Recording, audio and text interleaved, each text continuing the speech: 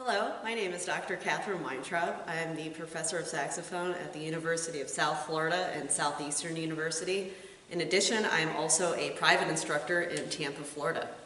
So today I will be both performing and teaching the 11th and 12th grade Tenor Saxophone Allstate Etudes. I will be starting today with the Lyrical Etude, which is number 19 from the Furling book.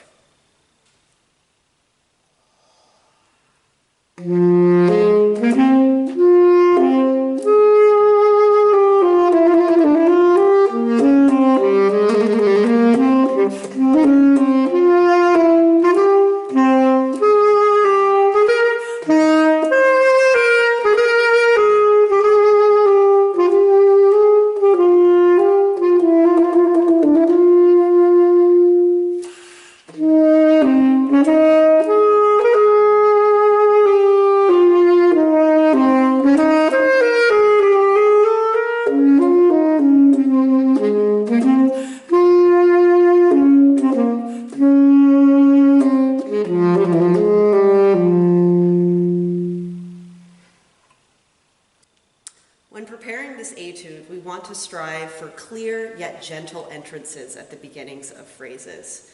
So we don't want to hear any air or fuzz in the tone, but we also don't want to hear an audible tongue sound. So practice starting phrases with that in mind.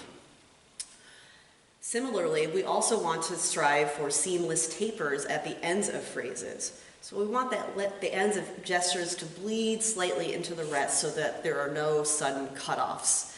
Implementing some sort of long tone routine with a crescendo, decrescendo sort of shape could help achieve the kind of control that you need to get really nice entrances and exits on phrases. We do see some staccatos in this etude.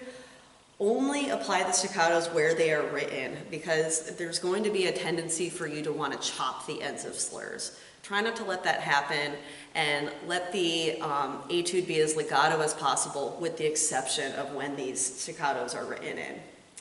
The staccatos themselves should also be bouncy and light, but not aggressively short. There should be a resonance to the note whenever we see a staccato. So try to think of maybe the syllable dah, dah, instead of dit. So singing at the end of the first line, da da da dum dum da dum dum da, instead of da da da da da da da da. Obviously, the difference is very clear there. We also want to think about using, if you're comfortable, using vibrato as a means to bring out the accents and peaks of phrases. Vibrato can be a really useful expressive tool, but it can also serve to add intensity and warmth where needed. We also see a few grace notes and trills in this etude. First, make sure that you learn the etude in time without these grace notes. Then once you get really comfortable with the pulse, add the grace notes and trills back in, but make sure they do not interfere with the seamlessness of the line. So we don't want to hear any awkward accents on the grace notes or trills, and we want to make sure they fit in with the pulse when playing the metronome. The trills should also not feel too hurried. Try to make them, again, sound in context with the style of the etude instead of trying to fit as many trills as possible into the figure. You, for the most part, will want to practice with the metronome on the eighth note pulse, as suggested in the etude book, so eighth note equals 100. But maybe a good strategy would be for you to put the metronome on the quarter note pulse. Be-dum, ba-bum, be-dum, ba-dee-da-da. Just to see if you can internalize the pulse that way. That's how you'll know you have a really good handle on where the pulse is. This will also help you create longer, more graceful, smooth lines with this etude.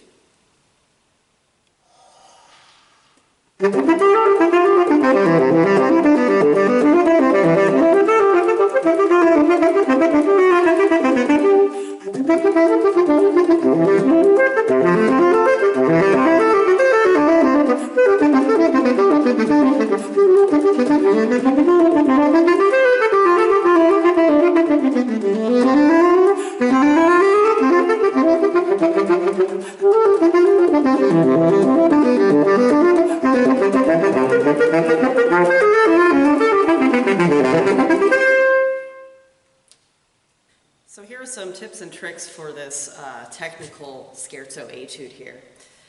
First of all, we want to make sure that the meter is clearly portrayed from the beginning of the etude, and that each set of pickup notes, for example at the very beginning, feels like a pickup.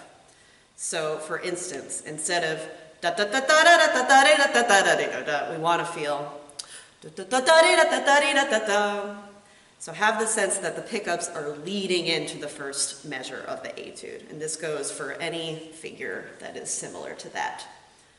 We also want to strive to keep the energy moving through each 8-bar phrase and try not to let the articulations chop up the phrase. So keep the air moving across the articulation pattern. This will also help keep the tongue nice and light and allow you to achieve the speed that you need. We also, of course, want to make sure that we make a very clear difference between forte and piano dynamics and strive for evenly paced crescendos and decrescendos. In any sort of audition setting, the thing that's going to set you apart, probably one of the most important things that's going to set you apart is really adhering to the dynamics and making sure that they come across to the listener. So really try to exaggerate. We see some large awkward intervals in this etude. For example, in the second to last line, second measure, also the last line, second measure. These are, quite obviously probably the trickiest bars in the etude. So try to employ some creative practice techniques to really try and gain some comfort with these measures. A technique that I really like to use is just the chunking method, where you break it up into smaller chunks and gradually make them bigger. So for instance, dee-dum, dee-dum, dee-dum, dee-dum, dee, doing just one part of the beat at a time, or dee-dum, dee-dum, dee, dee-dum, dee-dum, dee, or one beat at a time, and then gradually trying to put the figure back together.